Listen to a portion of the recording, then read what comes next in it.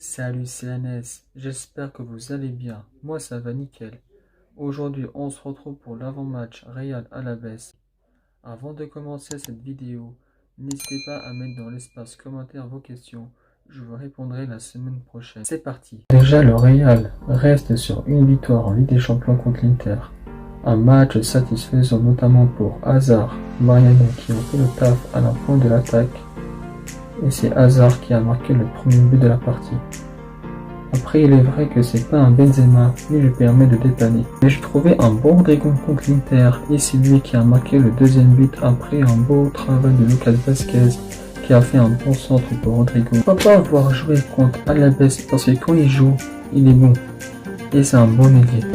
Hazard revient petit à petit et ça fait vraiment plaisir. Comme je l'ai dit tout à l'heure, l'attaque du Real va mieux. J'attends avec impatience le retour de Benzema. La défense c'est pas encore très rassurant, mais il y a du positif. On n'a pas pris de but contre l'Inter. Pour moi, il faudrait acheter un défenseur central pour aller à l'absence de Ramos.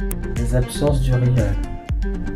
Ramos, Jovic, positif au Covid, Odriozola, Valverde. Maintenant, on va parler d'Alavés. Alavés sont en 15e du championnat, presque dans la zone rouge. Bilan d'Alavés. Une victoire, 6 nuls et 4 défaites. Bilan catastrophique pour Alavés. Ils ont l'un des pires de défense du championnat, donc il faut qu'ils se ressaisissent cette saison, sinon ils descendront en 2e division. Victoire 3-0 du Real.